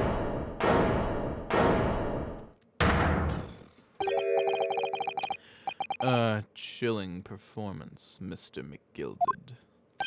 Oh, and what would you be referring to there now, Lord Van Zeeks? A bloodstain on the frame of the skylight. Such evidence is null and void. What? Why? For one extremely simple. Meanwhile, the jury has already all clapped their things, and the blood and the fire has already flown to not guilty. The trial's already over, and he's still talking. For one extremely simple reason. That smear of blood never existed. Objection! Objection! What are you talking about? It's there for all to see, and it's clearly blood. Objection! I personally attended Scotland Yard's investigation of the omnibus. The officers involved went over the carriage with a fine-tooth comb. So I can state with absolute surety. No such smear of blood existed in the carriage. At least, not until this trial began. But Are you suggesting, Lord Van Zeeks, that the stain of blood was fabricated, my lord? Yes. And while this court has been in session. What?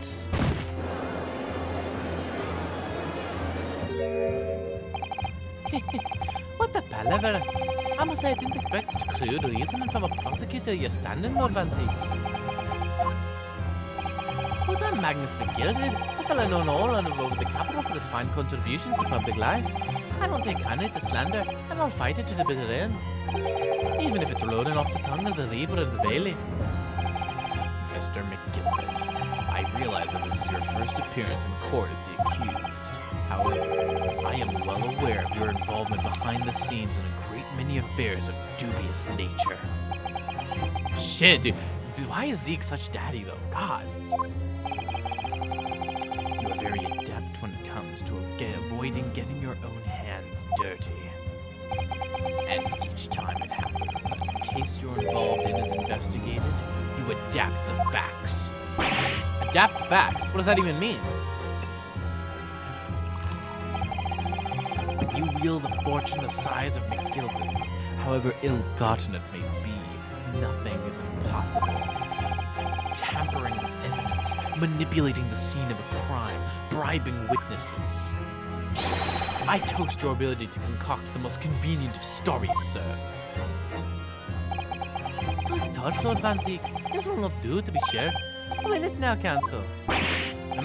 Oh, no. I think it's fair to say this does all sound like a rather far-fetched excuse by a desperate man. The blood on the skylight didn't exist, you say?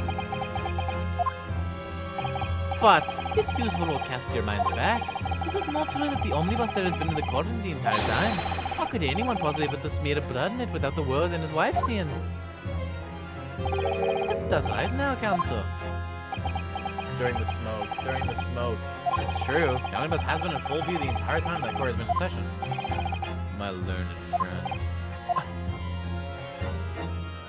Here's to hearing your opinion on this matter, in your own words. Shit, dude. I know what I gotta do. As you wish. Could someone have tampered with the omnibus during this trial? If you're asking me, I think it could have been possible. Dude, as a defense lawyer, it's my job to advocate for the defendant as best as I can. But still, I feel as though there's something even more important at stake here. There is no evidence to suggest that the defendant did as my learned friend suggests. Oh, yeah, I'm calling him my learned friend? That's funny. However, in terms of having the opportunity to carry out the alleged tampering, there is one possibility. Oh, good gracious. Explain yourself, Counsel. The smoke bomb, dude. The smoke bomb! Yes, there is. It seems my learned Nipponese friend has no intention of running from this deceit. Deceit? I'm sure everyone still remembers clearly the recess that we were forced to take. As a result of the smoke grenade fired by the witness currently on the stand, Miss Gina Lestrade. He's evolving, dude. He's evolving, bro. What's going on? Oh, it's a flashback. Oh my god, can we be?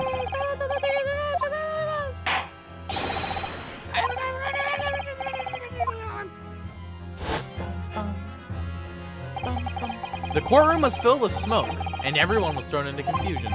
I think Gina probably tampered with it. All of us were made to leave this chamber. In that brief interval, under the veil of smoke and in all the chaos, it could have been possible to steal inside the omnibus.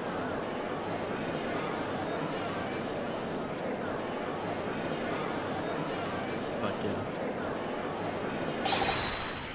Are you wise? What are you trying to pull? You rotten, feckless gouger! Feckless? Gouger? You're supposed to be defending me. Tis a wicked plot. Tis a plot to undermine me, so it is. Objection! Whatever you think, it changes nothing. The facts are the same. After this courtroom was evacuated earlier as a result of the smoke grenade, a number of inconsistencies materialized in relation to the omnibus. Inconsistencies, such as? To start with, the storage compartment underneath the rear passenger seat. When the police investigated the omnibus, this compartment was full of the driver's items. Secondly, we have the smear of blood on the edge of the skylight. As I have said, that was not present at the start of this trial this morning. This may have been purposeful? Unfortunately, Lord Van Zeeks, no one is able to corroborate your claims. That's true. When the omnibus was first wheeled out, both the storage compartments and the skylight were shut. Accordingly, I'm afraid to say, we cannot establish with any certainty if this evidence is the result of tampering or not. Indeed, my lord. No doubt there was not a single person who saw fit to verify such things. What do you think? Sorry? About the omnibus? Is there anything else unusual about the omnibus? I have an inkling. My lord, Splatoon. Yes, Counsel? There is one further inconsistency. A mark that surely could not have been present at the start of the trial. What? What in the devil's name are you going to say now? If you dare to betray me, you little maggot, you'd better start watching your back. Objection! Silence, McGilded. The court awaits the defense's clarification. This child keeps swinging one way and then the other, like my cock. I have no idea what's the truth and what's deception. What am I supposed to believe here? You're telling me a rich, popular man is evil? No! I shall have to ask you to elaborate, Counsel. Where exactly does alleged Machi claim to appear at some point during the trial? Actually, I think it's this Got one. it! If we consider that the victim fell through the skylight onto the floor of the cabin, you would certainly expect to find signs of blood where he landed. But as far as I can recall, this blood stain on the cabin floor was not there when the omnibus was first brought into the courtroom. Good Lord! Man, I needed a drink. Whew. Yes, I do believe you're correct, Counsel. I'm going to finger you later as thanks. Well said. Although, as advocate for the defense, one might say that was a very careless slip of the tongue.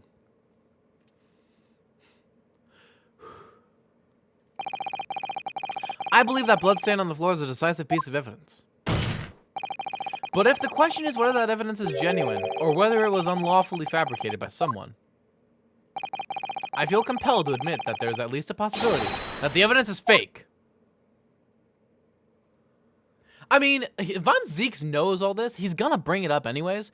I might as well make sure that everyone knows I had nothing to do with it. You know what I'm saying? This trial is over. Mr. McGilded. I've done everything I possibly can to cooperate with the court, but it is all over now. But you're the defendant. It is over, I tell ye! Memory, recollection, what people think they saw. It is all nonsense. Facts are what counts, and the fact is that bloodstain is there, now. Well... And over the course of this desperate trial, long and extremely drawn out as it's been, that good-for-nothing Reaper of the Bailey has failed to present any decisive evidence at all. Dude, I fucking love Zeeks. I'm more on his side than McGilded's. I'm like not even capping. And I think that's what you're supposed to think. I'm scandalized, so I am. I thought better of Lord Von Zeeks. Well, my lord? I must concur with the defendant. The unaffirmed recollections of an individual cannot stand as evidence. At this moment in time, a particular bloodstain question is very much in existence, and in the absence of any credible method by which to prove its alleged previous non-existence. Dude, we literally had the police record, but whatever. I regret to say that it would be improper for this trial to continue. Your lordship can't be serious. Lord Van Zeeks, what is your position? The prosecution, my lord, has no further witnesses or evidence to present. Very well. In that case, as I believe we have explored every possible avenue in this matter, I shall proceed to my adjudication. As a formality, I am of course obliged to confirm with the defense first. What formality? As things stand at the moment, it would seem that Mr. McGilded will be found not guilty. Yes, which would mean we've won. Is that really the right outcome here? Is it really alright for the trial to come to an end now with all these unexplained inconsistencies? Counsel for the defense. Your closing statement, please.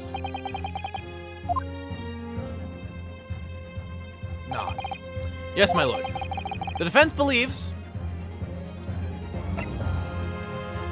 Fuck, I'm gonna save. I'm gonna save. I'm gonna save, dude. Because I'm picking guilty. I am here in this courtroom today to advocate for the defense of my client, Mr. McGilded. However, at this moment in time, I cannot, in all good conscience, attest fully to the defendant's innocence. What are you saying, man? Without any question, there is no conclusive evidence to prove that the defendant is guilty. However, there is also no conclusive evidence to prove that he is innocent. Good gracious me! Order, order! This is unprecedented behavior, counsel. A defense lawyer calling the accused innocence into question? Are you of sound mind?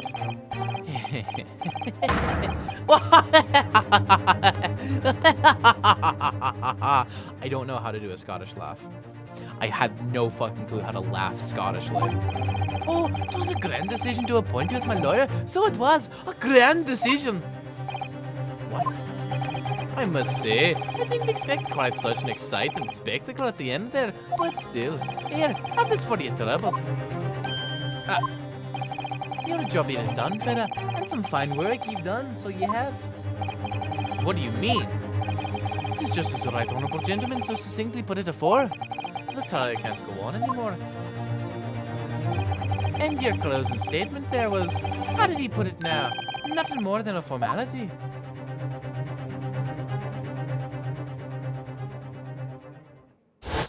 Oh shit.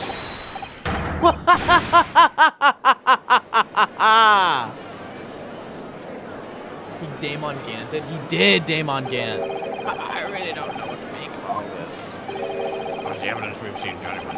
Was it fake? Well, his lordship would be fuming, and the unsightly rubbish should be disposed of promptly, as I said. Just thinking with your eyes guilty or something. You can't mark my words. I feel terribly ashamed that I ever doubted that lovely man who gave us the lovely bark. Now that proceedings have unfolded in this way, I am compelled to declare a premature end to this trial. Furthermore, the court must accept the defendant's plea. There's gonna be someone going like, hold it! I have amazing evidence that proves his guilt! And then we're gonna have to like go through like a 20-minute, should we stall the trial and hear them out? It's gonna be like a testimony, and then they're gonna choose to do it anyways, just cause. I thank you kindly, my lord. That's my prediction for what's gonna happen. I hereby pronounce the verdict of this court. Objection! But we still haven't determined if the blood stain in the omnibus is genuine or not. We don't know if these witnesses are telling the truth or a pack of lies. We have no idea about the truth. Lord Van Zeeks, My lord. the case made by the prosecution was flawed, plain and simple. Indeed, the omnibus presented as evidence was tampered with. The prosecution is at fault for allowing such a disgraceful perversion of justice to take place. Damn. My sincerest apologies, my lord.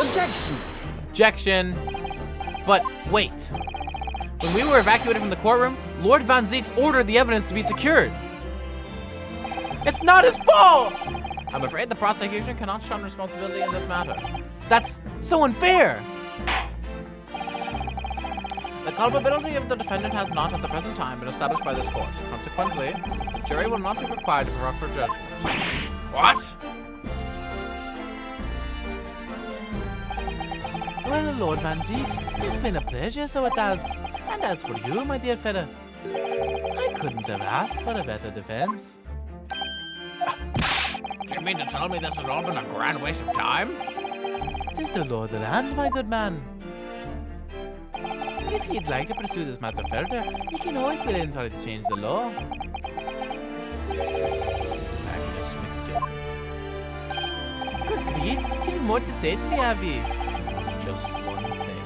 A warning. This is far from over. Well, it's something to look forward to then.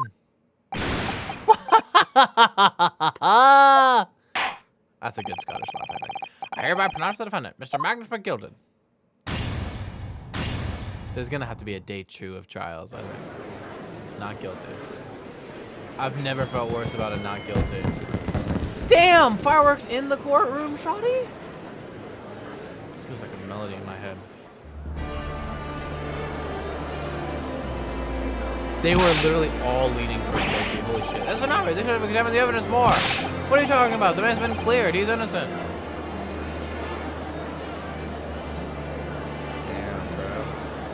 Damn, bro. Is that a to be continued right there? No. With the court in pandemonium for the second time that day, the judge delivered his verdict. And my first ever trial in Great Britain came to an abrupt end.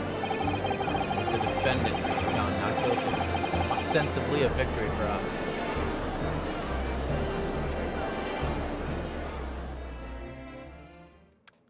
Bruh, momentum. bruh momentum right there. Holy shit, dude. Bruh momentum. I want to talk to Van Zeke. I want to like go on a date with him or something. I want to kiss. All right. That certainly was a long trial. Yes, it was. Your first ever trial on foreign soil and your first victory. It was a wonderful performance. My heartfelt congratulations. And to you, Mrs. Sato. Thank you for your assistance. I suppose we should be happy. The trouble is, we're still completely in the dark about what actually happened. Well, we didn't have enough time. But isn't it wrong? I mean, who was actually responsible for Mr. Mason's death? We don't even know that. The sole aim of the defense is to obtain a verdict that exonerates the defendant. You carried out your duty to perfection. Aye, that's you did. And now I'm going to kill you. Mr. McGill did. Oh, and that girl's with him too. It's almost like they were working together. Oh my god. But it seems the stories are true. Oh, what stories? What's the 6 enormous fireworks that you'll be letting off when there's a verdict of not guilty? I'm sure you must have seen them now. Spectacular, wouldn't you say? Yes, definitely. I heard it was a sight to behold, and to be sure it was. And I have you to thank, I suppose, for having an opportunity to see it. I don't know about that. I'm not sure I really did anything. What on earth are you saying, fella? How did I walk out of there a free man then? I don't think it was so much thanks to me as down to your planning. You're a straight talking fellow, aren't you? I must say, you had me astray in the head there once or twice. But you're young and headstrong. It is water under the bridge. Congratulations, Mr. McGilden, on having your name cleared. But nothing's resolved. There's only one thing that matters to me. Oh? Aye. They've all seen that I didn't do that odious and abstinent deed. It's grand, is it not? I suppose it is. Now the fine fellas escorting in the yard can take matters in hand and sort out any wee details. They'll see it for what it is. They'll get to the truth. I have absolute faith in them, so I have. After all, I do be providing a good number of their wages with all the taxes I pay. It's not that funny. So then, as we agreed beforehand, 1,000 guineas for your troubles, fella. Oh, no, I couldn't possibly accept that much. Oh, that'd be waste. You're a humble person, are you? You from the east? Well, if you insist. But have this. Still in all, you deserve a reward. British, innit? Mr. Magnus McGilden. Mate, you gotta come back here, mate. Get in here. Everything is ready, sir. If you'd like to follow me into the courtroom. In the courtroom? What's this, officer? It is truer than I was led to believe. British, mate. I hope it's not inconvenient, sir. There were some changes to the schedule. Well, I must be making tracks now. It's time for the inspection. Sorry? What inspection? They're going to examine the omnibus again, so I'm told. I asked if I could be present for it myself.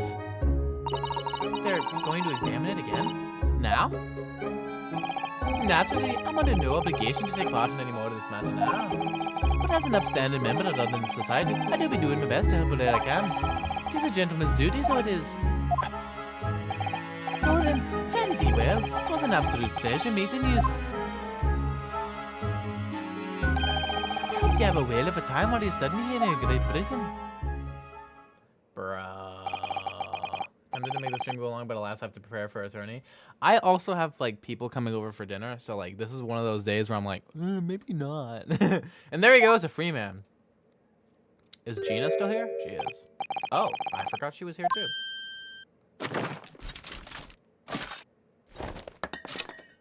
Just gonna watch you do it. Don't move! Whereas I want to say, get a move on. She really does take forever to load that thing. Miss Lestrade, would you mind putting that thing down?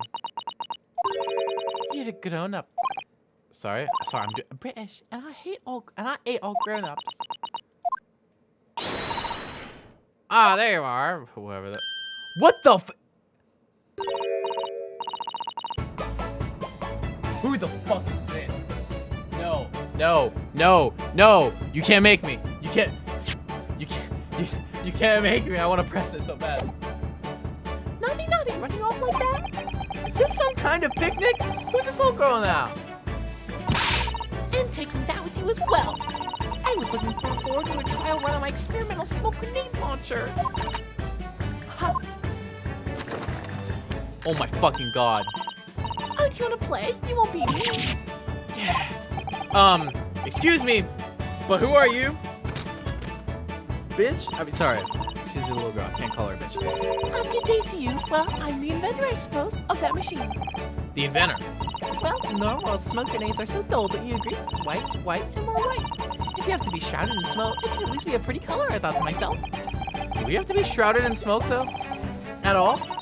I just took my eyes over for a moment while last I was changing onto a different omnibus, and she pinched it. Luckily, I fitted it with a telegraphic beacon. What's it now? I have no idea what this girl's talking about. Anyway, you're coming with me now, back to my laboratory. What for? To apologize, of course, silly, to my technician. Well, you mean, say sorry? You must say sorry when you've done something wrong. Surely an adult has told you that before. An adult? Huh, I don't listen to no adults.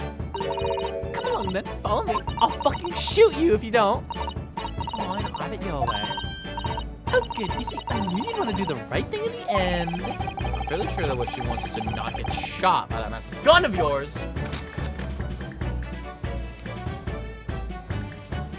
Nice little bow. We'll be leaving now then. Bye-bye. I'm so sorry for all the fuss. She is polite. She was a lively one. Well, do you think perhaps we ought to be on our way now too? Yes, you're right, but where to? Oh, we haven't had time to find a place to stay. No sooner had we arrived in London than we had to rush here. All our traveling cases are still at the bailiff. I was originally planning to spend a day in search of lodgings, but at this late hour in the day, I'm afraid we may be out of luck. Don't worry though, I have a plan. If the worst comes to worst, I've heard of a lovely park where we could spend the night. Please tell me you're not thinking of McGilded Park. I know it may be a little silly at this time of year, but our youthfulness will see us through. I'm not so sure about that. Yeah, Von Zeeks is like, come spend the night in my bed, my Nipponese friends. I sleep naked. I hope you don't mind.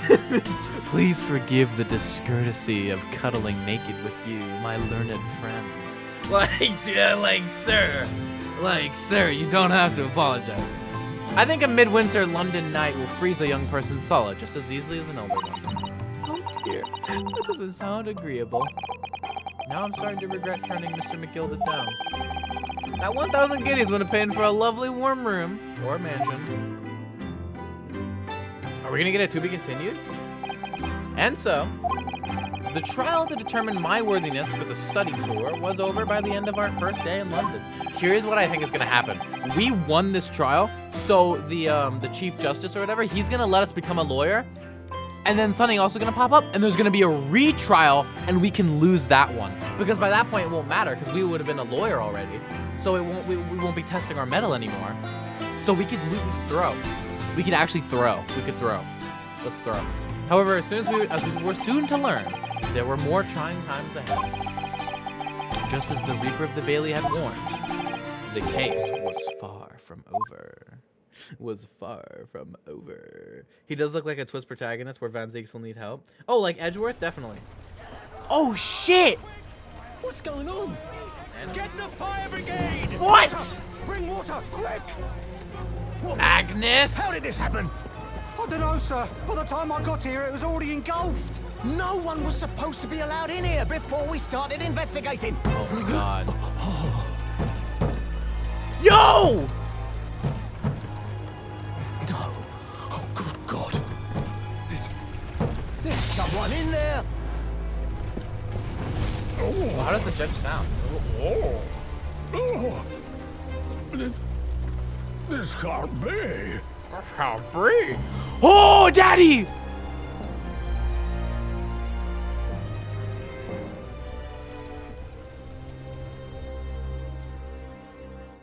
Daddy, sorry. Daddy, sorry. Daddy, sorry. Daddy, sorry. Daddy, sorry. Daddy, sorry. Daddy, sorry. Oh, who was in there? Dude, I hope it's not a character I like. I hope it's not a character I like. I hope, dude, it's Mr. First. It's Mr. First, dude. Could you imagine? He's doing, dude. The carriage was shaking because he was doing his little twerk thing. he's like, let me out of here. Oh, it could have been fair play. It could have been fair play because he owed money. Oh shit.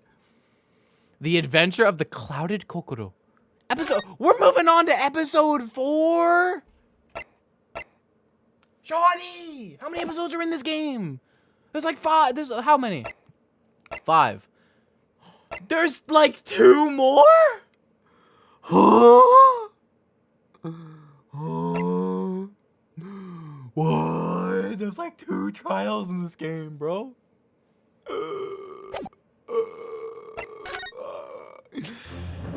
Anyways, chat, that is going to be the end for the stream today. Thank you guys so much for coming out. Oh my god. We're going to end it a little bit early just because I want to. Anyways, thank you guys for being here.